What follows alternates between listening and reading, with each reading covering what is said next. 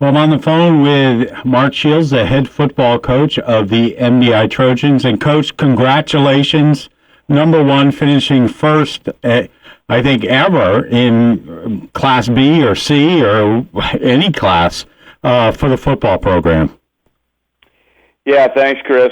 It definitely feels good, and, it's a testament to our kids this season. They just worked extremely hard right from day one, August 15th. We're out there, doing 2 days. And, this group, we came off a real strong year last year, had some real good leadership last year. And, I think that definitely did sort of springboard us into the new season. And, the kids, they're just one of those teams that just keeps playing hard. And,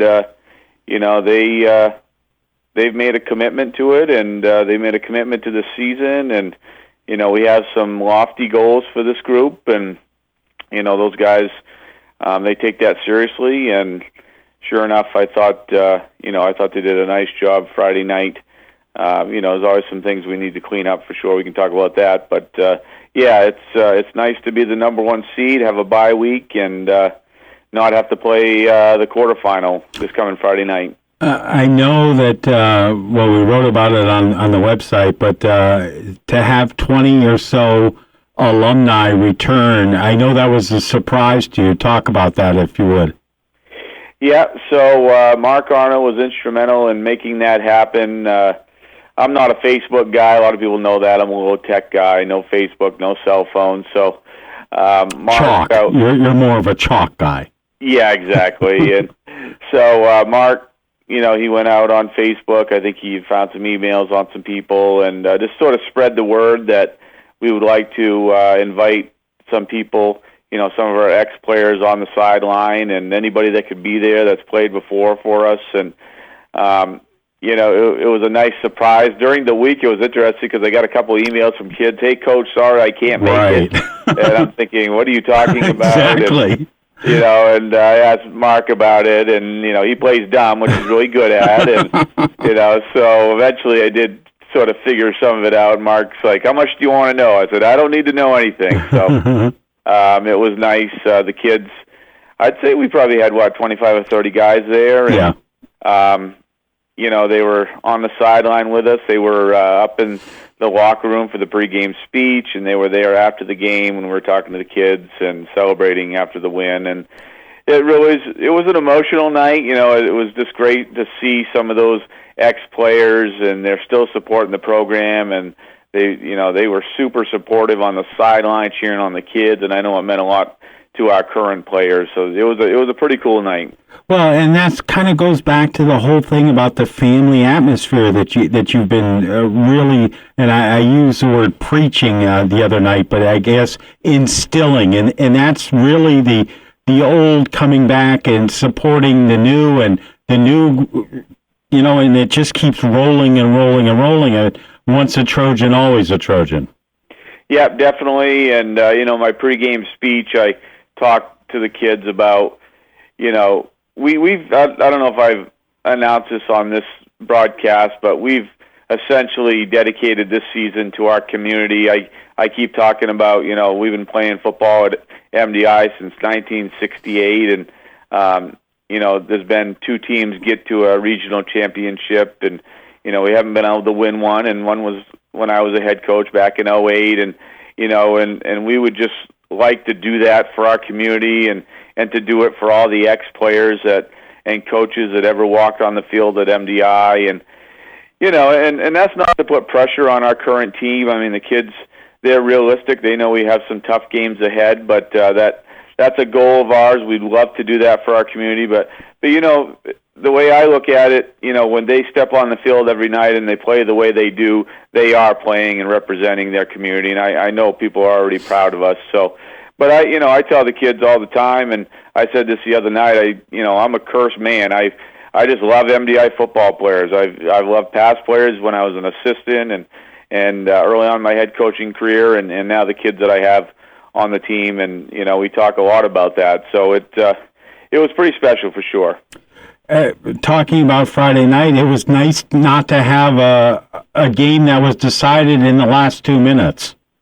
Yeah, I've had a lot of people come to me and say, "Hey, Coach, thanks a lot for you guys taking care of business a little bit earlier." But we still had to make it interesting. I thought we left a lot of points on the field early on in the game with some costly penalties, and fortunately, we came out in that third quarter in that first drive, and Kobe Lee was able to bust a long one and sort of take care of business. But it was kind of nice that it wasn't the nail biter right down to the very last play like the previous 2 weeks versus Madison and Oceanside. Let's talk a little bit about the penalties. I mean, very uncharacteristic for an MDI team. And was it emotion or just kids trying to do too much?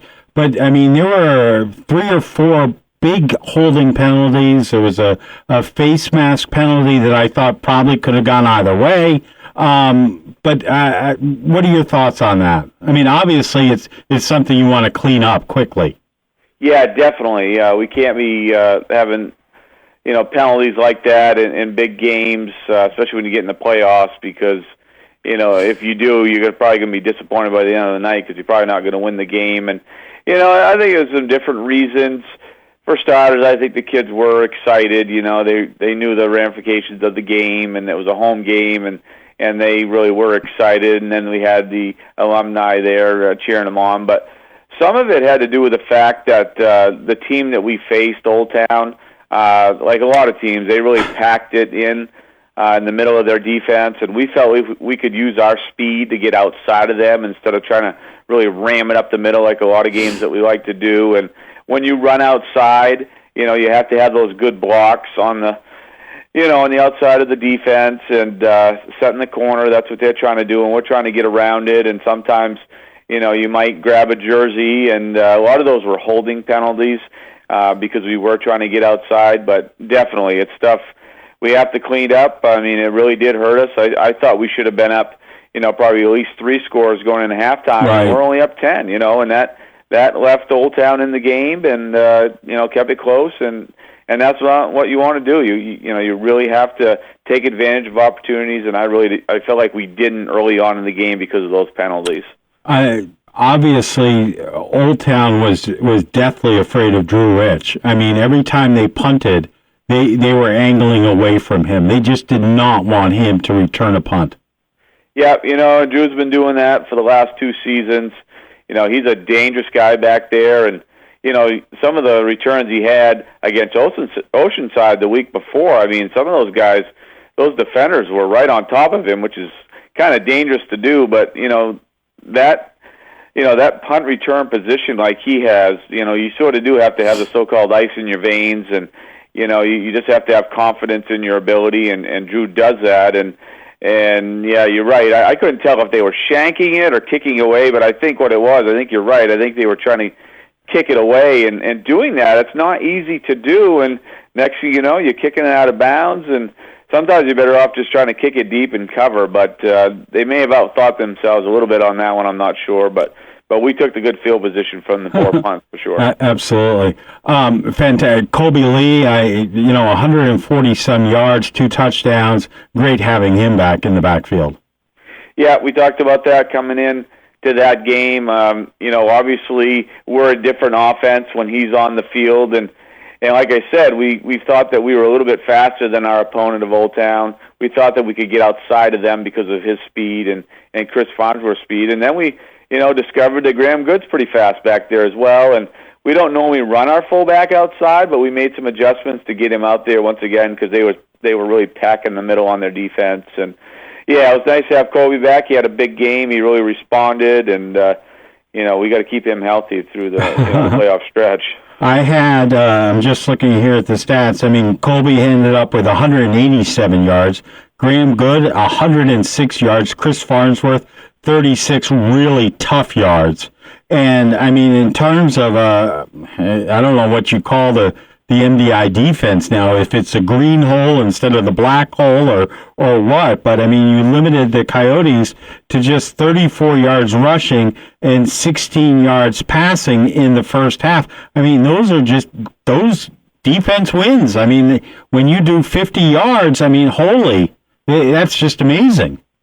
Yeah, our defense has really played well the last 3 or 4 weeks, and to shut down an offense such as Madison a few weeks ago, and get some big turnovers late in the game, and then to go down to Oceanside and hold them to 2 scores, and then essentially pitched a shutout against Old Town. We had some of our younger guys in late, but we knew number 4 Crawford for them was the real deal. He was going to be hard to stop, and Mark Arnold did a real nice job designing his defense around trying to stop Crawford, and he did. He shut those guys down, and you're right. There's that old saying: offense wins games, defense wins championships, and this is one of the better defenses we've had in a long time, and that's really what you need when you're going to make a playoff run. And, you really never can count on offense because, there's a lot of variables to try to move the ball and a lot of things that can go wrong. But, boy, if you have a strong defense, they can keep you in a lot of football games. Have you awarded a game ball, or what are you doing in terms of that? Yeah, that's a good question. We, the coaching staff, we haven't discussed it enough. We started talking a little bit the other day in our coaches meeting. We're going to meet with the kids tomorrow, Tuesday, and look at game tape. And once again, there's a lot of different guys that could get it for sure. And I always tell the kids it's tough for me to give out game balls because I'd like to give everybody one, especially when you get a big win. But we'll narrow it down to a couple of guys, and they'll be well deserving for sure. Now you play someone you've played before. You have the bye week this weekend, and then the quarterfinals are Winslow against Old Town and Oceanside against Foxcroft Academy. You play the winner of the Oceanside-Foxcroft Academy game down on the island. Harder, easier to play someone who you've played before? I mean, everybody's got game tape, but when you've actually played them once before, does it make it easier or harder? What is that? That's a great question. I'm full of them. I've been working all weekend on this. You're right on here. I wonder sometimes offensively it can be more difficult because their defense has seen what you're going to do. Usually there's not a lot of mysteries unless you do put in, some different stuff. And on the flip side, your defense has seen what they have to do. And, in the playoffs, every team's going to throw in a few wrinkles or two. But for the most part, teams are going to run what they run. So there's really no mystery there as far as what you're going to see. I always feel like it's more difficult to play a team the second time. I mean, I look at the year Tegan Candidge and John Phelps and those guys, they were seniors. We went up to Old Town the last game of the year, and we beat them handily. And then we had them the next week for the quarterfinal, and we barely beat them. It was like a touchdown game. So, because they'd seen what we had, there was no mystery. They could make some good adjustments. So I think that second time, playing a team that you normally see the score is going to be a lot tighter. All right. Do you go down? Are you going to Oceanside, or are you good enough in terms of, hey, look, we're going to see everything on tape. I don't need to see it in person.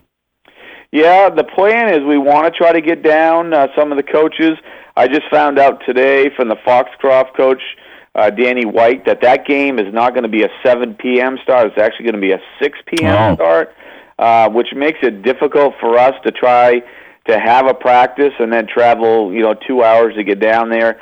But right now I'm planning on going down. I think I might have an earlier practice on Friday, maybe at 2:30, try to get off the field maybe like around 4, and then really boogie and try to get down there. I'll probably be a little late in the first quarter, but I would like to get down there and see those two schools play. Right. What do you want to say to the community? I mean, you obviously, you're home, and as I said on the radio, the road to Portland goes through Bar Harbor. You want to have that place just absolutely packed on November 4th. Definitely. I mean, we have to have a lot of people out. Either opponent, Dover Foxcroft or Oceanside, are tough opponents. We beat Foxcroft, 28-20 week 1, and then Oceanside 14-12 week 7. So, both teams are really tough, and they should be really good football games to watch. And, I know our kids, they just play better when there's a big crowd. There's no doubt about it. They feel better. They get really jacked up when there's a big crowd. It gets loud. The band's playing. It's just a great atmosphere. We really do have a great home atmosphere, and as many people that can get out there to see us play, it would be fantastic. And not to look too far ahead, but the Eastern Maine Finals are played on a Saturday afternoon, so that would be, in the event that you win, the Oceanside-Foxcroft Academy winner, you would take on the Madison-Winslow winner on Saturday, November 12th at 1 p.m. Is that? See, I haven't even looked that far ahead. I know last year. It is on a Saturday. That's the conference rules. Yeah. Okay, I didn't know that. I know last year the Eastern Maine Championship game between Winslow and Old Town was played at Old Town on a Friday night. But yeah, we won't look ahead to that game. But if we do get that far, it'd be great to even have more people come out to that Eastern Maine Championship game. All right, Coach. Have a good week. We look forward to talking to you. We'll talk on Thursday and see how the week's gone, and because we got to keep up this little chit chat.